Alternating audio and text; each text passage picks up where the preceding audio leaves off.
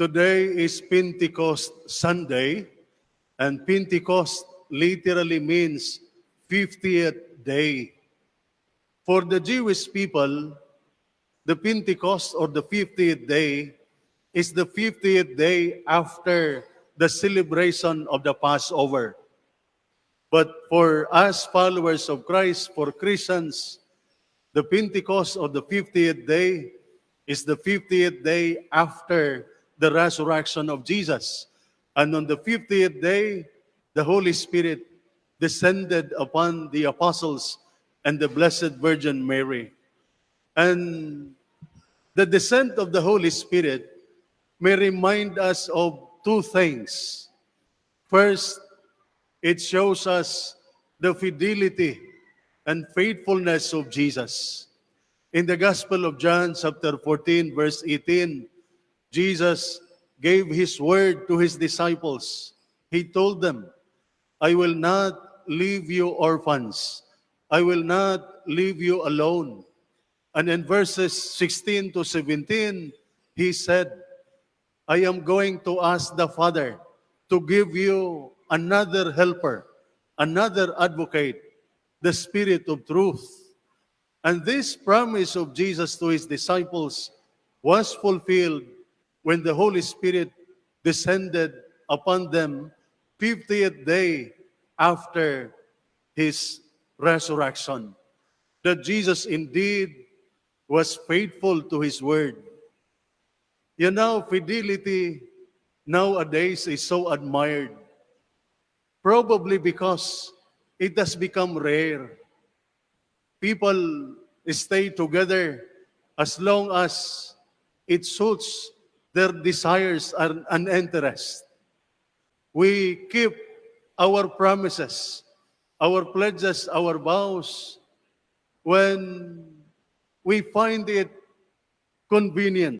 We have become a society who flocks to courts and lawyers in order to write or enforce contracts. We need it in writing because words are easily forgotten or ignored.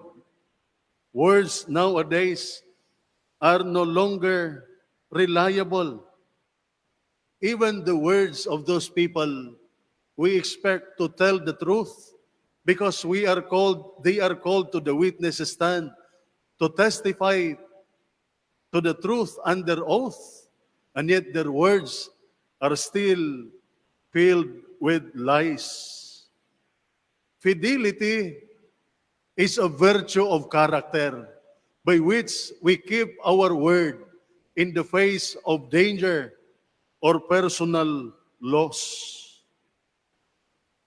When we make a commitment, the circumstances are known to us. However, tomorrow or next week, things may be different. Yet, what must endure is our fidelity to our word, regardless of the change of circumstances or the inconvenience we may face. Our word cannot only be binding when things suit us or work to our advantage. Our various pledges and vows as husband, wife, priest, soldier, doctor, lawyers can weigh heavy on our hearts. New obligations and even misfortunes arise. But what must we do? The faithful person keeps on keeping on. The faithful person continues to keep watch and refuses to just walk away. Pentecost Sunday is the powerful example of Jesus' fidelity. Through his passion, his death, his burial, his resurrection and ascension, Jesus remained faithful. He told his disciples of his constant love and guidance.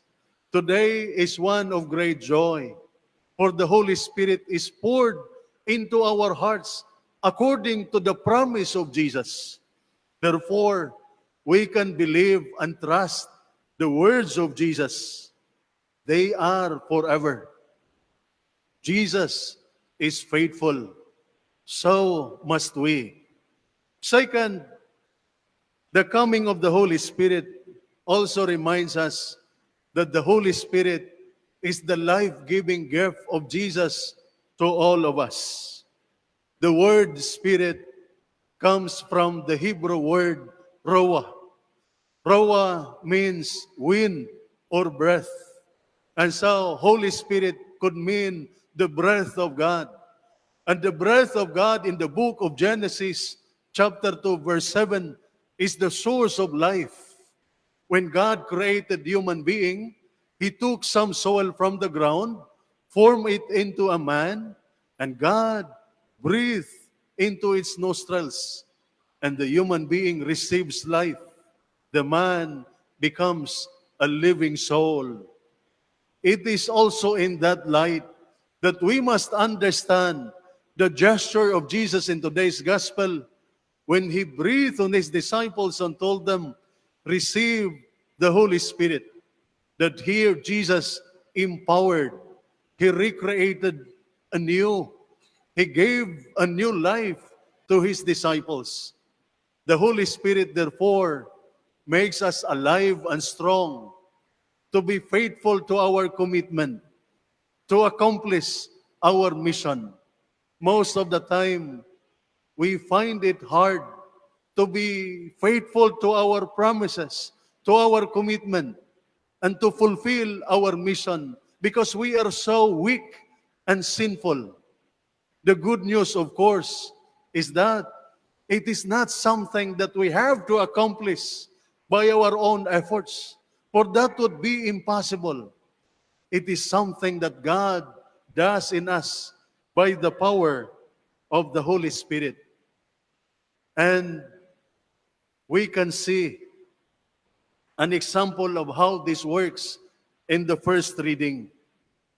In the first reading, the disciples were hiding in the upper room, waiting in prayer with the Blessed Virgin Mary. They were in no condition to accomplish the mission Jesus gave them in today's gospel when He told them, just as the Father sent me, so I am sending you. Why? Because they were frightened.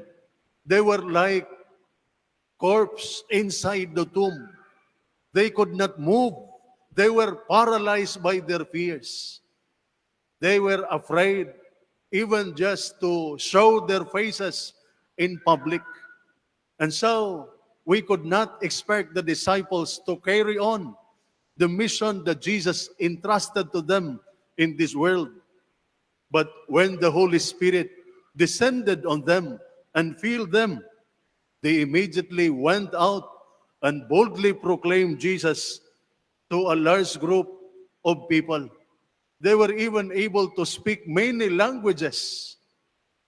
This is clearly not something the apostles, the disciples did on their own. It happened because they were open to the power of the Holy Spirit working in them.